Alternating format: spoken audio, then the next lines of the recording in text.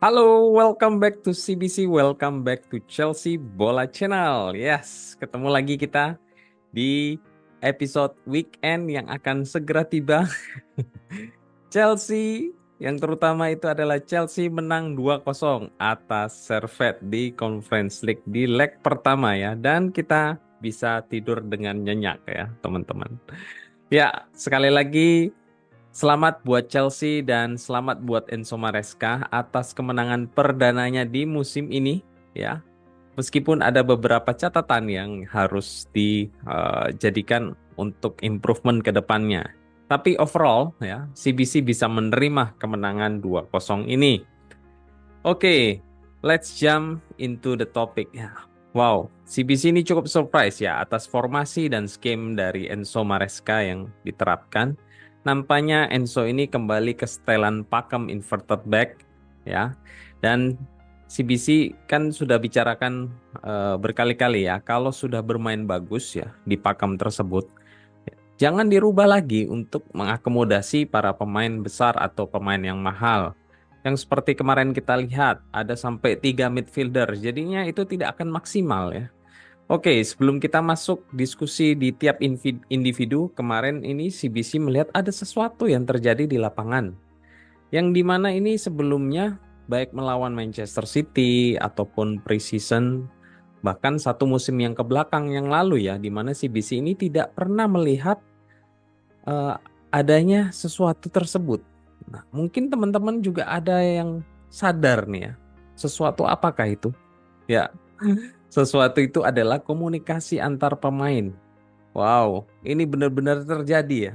Jadi mereka itu saat bermain itu terlihat berkomunikasi satu sama lain ya. Seperti eh,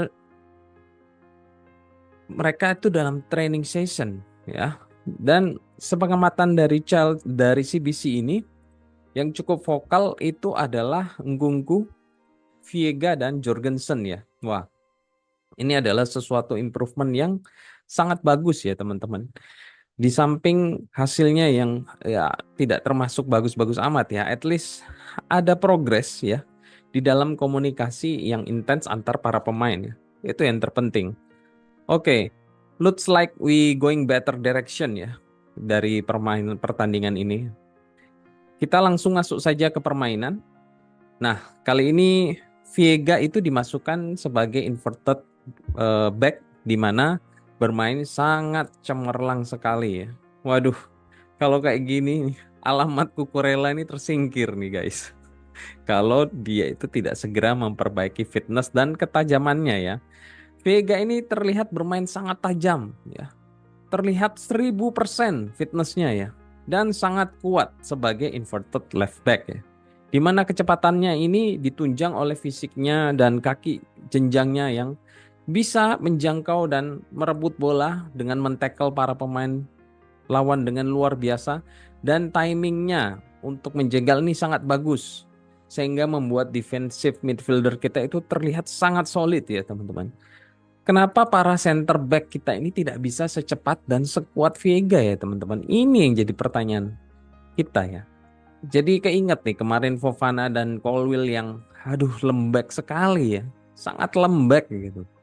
Oke, next kita bahas ke kiper yaitu Jorgensen. Nah, apa yang CBC bilang? Pendistribusian bolanya itu Jorgensen tuh jauh lebih bagus daripada Sanchez, dan penyelamatannya pun ya ada, kalau nggak salah ada 6 penyelamatan yang dibuat oleh Jorgensen sehingga dia dinobatkan sebagai man of the match. Dan urutan nomor 2-nya yang terbaik itu menurut CBC adalah Viega yang juga bermain sangat baik ya.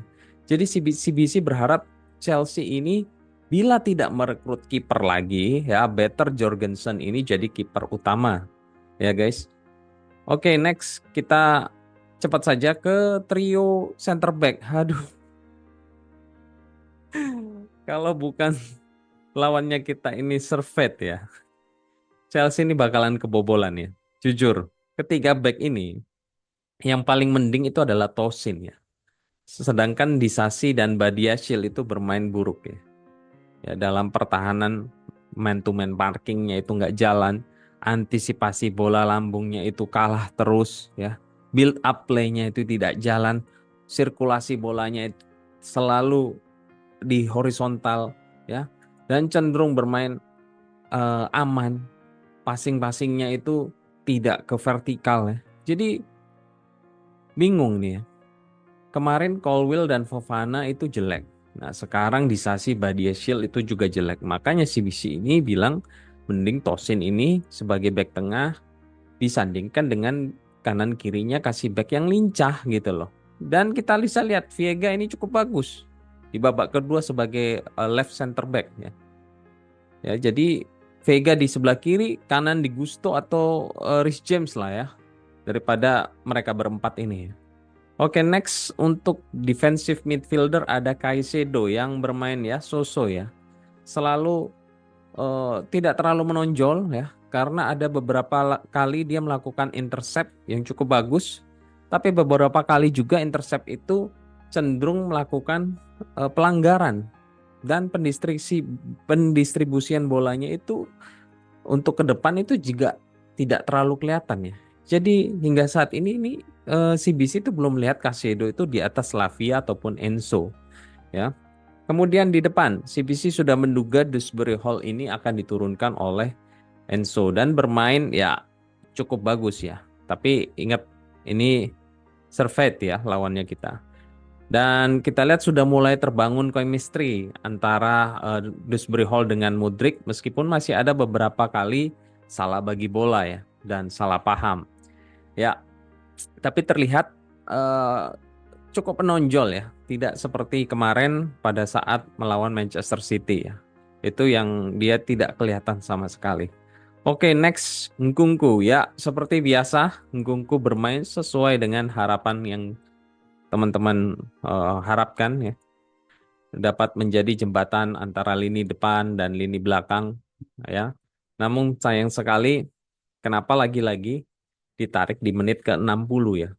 Semoga alasannya untuk menjaga dia tetap fit untuk nanti dia melawan Wolves di hari Minggu ya teman-teman. Oke, next kita bahas dua winger yang bermain brilian ya. Pace-nya cepat, kemudian cepat dan cepat ya, luar biasa dari Pedro Neto di sisi kanan yang sudah bisa diduga dia ini bermain sangat tajam dan sprintnya yang sangat luar biasa ya. Kita mengharapkan terus terjalin chemistry lebih dalam lagi antara Pedro Neto dengan Nkunku dan Guyu. Next, si bocah hilang Mudryk ini sudah kembali ya teman-teman. Ya, kita bisa lihat akhirnya kualitas Mudryk ya teman. Setelah 1,5 musim kita menanti ya, dan kita memandang Mudryk ini sebelah mata ya. Namun kali ini Mudryk membuktikan kualitasnya ya. Dapat menggocek 3 pemain di sisi kiri dan melakukan gerakan yang berbahaya. Hanya saja masih belum tenang di saat dia di depan gawang ya. Dimana mestinya dia bisa mencetak gol namun gagal. Jadi Mudryk ini kalau CBC lihat ya, bukan lack of skill-nya ya yang dia itu kurang. Tapi lebih ke pengambilan keputusan, making decision-nya itu yang dia seringkali salah ya. Di saat dia harus menggiring bola terus daripada mengoper, tapi dia melakukan sebaliknya. Dan di saat dia mestinya harus mengoper, dia masih maksa dribbling bola sehingga keblok. Dan ragu-ragu di dalam melakukan shooting dan perlu diimprove lagi shootingnya dia ke gawang ini. Sehingga dia ini disorot oleh Maresca bahwa permasalahannya itu memang bukan di skill dan tekniknya dia ya, tapi dia ini perlu untuk lebih matang lagi dalam mengambil keputusan. Ya, dan Mudryk ini CBC lihat sangat rajin sekali membantu lini pertahanan ya, dan terlihat sangat solid. Oke, next kita masuk ke striker yaitu Mark Guehi. Ya, Mark Guehi ini pemain muda ya, atau pemain termuda, bukan pemain muda ya, termuda di lapangan ya, berumur 18 tahun. Jadi CBC ini lihat dengan minimnya dia bermain, menitnya dia bermain, ya maka wajar ya bila dia itu sempat gagal mencetak gol yang sebenarnya sangat mudah ya. Sudah tidak ada kiper di depan gawang ya, saat dia berhasil merebut bola dari kiper, tapi tendangannya itu alias pengambilan keputusannya itu masih hijau ya. Jadi dia masih perlu waktu lagi untuk terus berkembang dan menjadi pemain yang lebih matang lagi.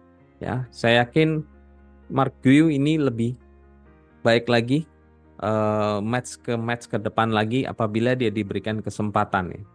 Karena dia melakukan high press yang cukup bagus kepada pemain defender dan juga kepada kiper. Ya, hal ini yang kita tidak lihat di Nicholas Jackson kemarin ya. Untuk peran sebagai striker ya, CBC ini cukup impress kepada Mark Yu. Ya, seperti yang tadi Mark Yu CBC sampaikan, dia dapat melakukannya dengan baik dengan mempressing pemain lini pertahanan seperti yang biasa dilakukan oleh Haaland ya. Jadi mereka membuat kesalahan yang hampir saja berujung gol ya. Oke, kita masuk ke babak kedua. Kali ini di pertandingan di babak kedua, Enzo melakukan perubahan penempatan ya teman-teman, di mana Vega itu ditarik lebih ke center back karena Gusto itu masuk ke tengah sebagai inverted right back ya. Dan terbukti Vega sebagai left center back itu bermain sangat solid ya. Sedangkan Badiashile digeser ke tengah dan Tosin di right center back ya, agak geser ke kanan karena Disasi itu ditarik digantikan Gusto yang bermain di inverted right back ya. Dan seperti CBC sampaikan ya, Gusto ini bermain sangat cocok di inverted right back, berpadu dengan Lavia pada saat Caicedo ini digantikan. Dan Enzo, wow, Enzo, si masterclass passing ini memang ya tidak bisa dipinggirkan ya teman-teman. Jadi kita ini memang butuh Enzo untuk umpan-umpan terobosan yang sangat akurat dan baik lob ball maupun low ball ya.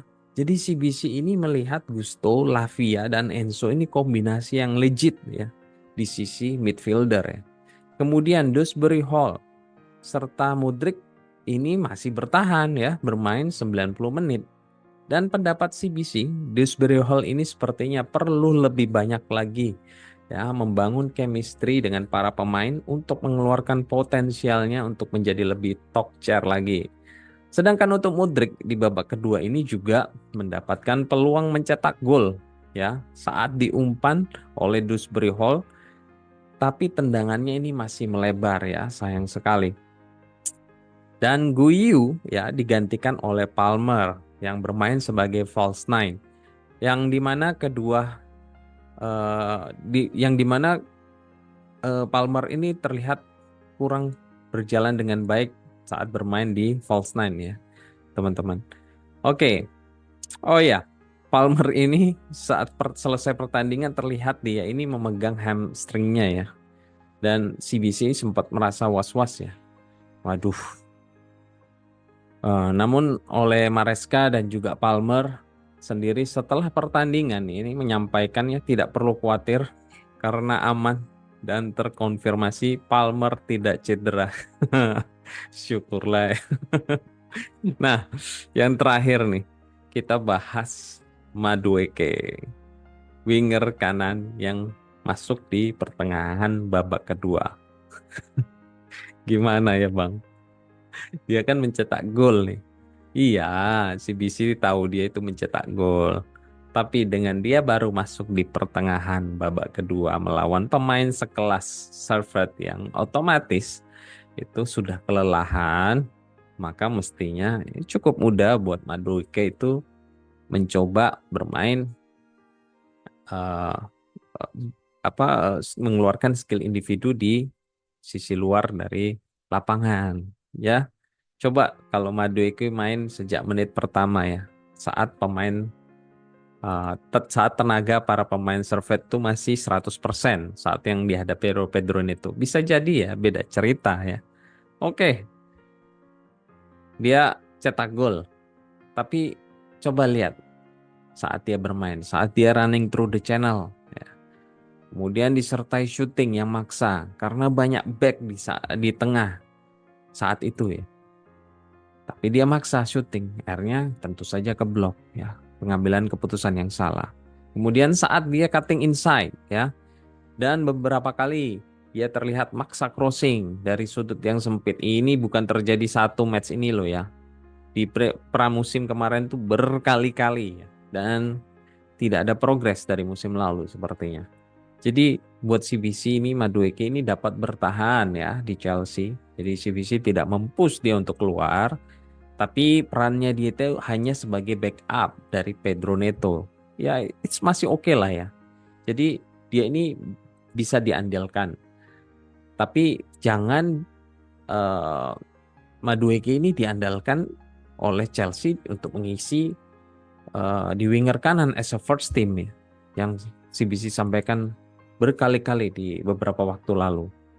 Ya, kita tidak bisa tergantung kepada Madueke dan Sterling, itu yang CBC sampaikan. Oke, kesimpulannya dari CBC. Seperti di awal ya, CBC sampaikan komunikasi antar pemain ini adalah hal yang paling krusial dan dan sudah berjalan ya. Ya, tidak diam-diaman saja ya, seperti musim lalu dan match sebelumnya. Jadi eh, jadikan di match ini sebagai training ground antara satu sama lain, berkomunikasi, memberikan instruksi supaya chemistry itu dapat terbangun antar pemain dan dapat bermain lebih fluid lagi gitu loh ya. Finally juga teman-teman, Enzo Maresca ini kembali ke setelan formasi awal. Ya, semoga ini pertanda yang baik ya, mengingat seringnya ganti formasi itu nanti itu malah membingungkan para pemain ya. Hal ini dapat terlihat pada saat Chelsea itu bermain dengan formasi saat ini itu bermain dengan nyaman dalam memegang bola, tahu kemana temannya akan pergi, dan membangun build up play-nya, membangun serangan itu sangat fluid gitu loh. Ya, meski kita tahu sekali lagi ini tim Liga Swiss, tapi setidak-tidaknya kita lihat ada hal positif yang terjadi di lapangan. Ya, kalau teman-teman mau ketinggalan, teman-teman bisa masuk ke YouTube dari Chelsea Football Club yang resmi. Di situ ada tayangan full match, teman-teman bisa lihat apa yang selama ini tidak kita lihat, yaitu komunikasi antar pemain itu terjadi ya. Jadi ada baiknya teman-teman bisa melihat juga di pertandingan full match-nya ya. Tidak hanya highlight atau extended highlight, tapi dapat dilihat full match-nya itu seperti apa. Terasa berbeda, benar. Beda dengan yang match-match sebelumnya ya. Oke, sebelum menutup, sekilas saja CBC mau menyampaikan update rumor transfer dari pemain yang terakhir CBC sebut tadi ya, yaitu Noni Madueke, di mana yang CBC sampaikan sebelumnya ada beberapa klub yang tertarik termasuk Newcastle untuk mendatangkan Madueke dengan bandrol sekitar 40 juta pound sterling ya. Dan nampaknya Maresca pun kemarin setelah pertandingan masih membuka pintu tersebut ya. Dikutip dari Fabrizio Romano, Maresca bilang, "Saya suka Noni Madueke. Hanya masalah yang ada pada dia adalah dia harus konsisten di setiap sesi latihan. Saya pastinya mau menyimpan dia di dalam klub. Kenyataannya adalah sampai bursa transfer ditutup, segala sesuatu dapat terjadi." Hmm. Apa yang CBC infokan sebelumnya ya, Madueke ini belum di zona aman karena winger kanan itu sudah ada Pedro Neto dan Cole Palmer yang juga dapat mengisi winger kanan. Ya, jadi mau nggak mau, suka nggak suka harus ada yang dikorbankan di bursa transfer ini, teman-teman. Ya, kita akan tunggu sekitar 7 atau 10 hari lagi ya, teman-teman. Oke, next dari Raheem Sterling. Ya, pemain yang tidak punya nomor ini, setelah nomor punggung 7-nya itu diambil oleh Pedro Neto, dikutip dari Sami Omakbel 81_DM, ya, Chelsea sedang bekerja untuk mengidentifikasi potensial tujuan untuk Raheem Sterling. Klub yang tertarik sejauh ini Crystal Palace, Aston Villa, dan Juventus. Next dari Daily Mail, Crystal Palace salah satu dari tim yang tertarik menawar Raheem Sterling sebagai rute jalan keluar. Ya, yang terakhir dari si Tambun Lukaku dikutip dari Di Marzio, Chelsea terus meminta lebih dari 25 juta pound sterling untuk Romelu Lukaku dan tidak menerima peminjaman dengan obligasi pembelian yang ditawarkan oleh Napoli. Oke. Ya, sekarang tanggal 23 ya. Berarti tinggal 10 hari lagi menuju tanggal 1 September. Bursa transfer akan ditutup. Jadi paling tidak ya, di 7 hari ke depan kita akan mendapatkan informasi bertubi-tubi transfer Chelsea, mengingat masih sekitar belasan pemain yang harus keluar dari Chelsea. Unfortunately, ya. Oke, that's all episode ke-30 di CBC ini. Terima kasih banyak buat teman-teman yang telah antusias coret-coret di kolom komentar CBC. Ya, CBC mengapresiasi sekali dan sebisa mungkin CBC akan membalas setiap komentar dari teman-teman semua. Terima kasih buat teman-teman yang sudah menonton, untuk setia kembali menonton setiap harinya ke channel CBC ini. Dan bila teman-teman yang mau membantu dari channel CBC ini untuk dapat lebih berkembang lagi, maka teman-teman itu cukup mudah melakukan support tersebut melalui klik subscribe, like, dan share. Oke, have a good day, take care, and keep the blue flag flying high. Come on, you blues!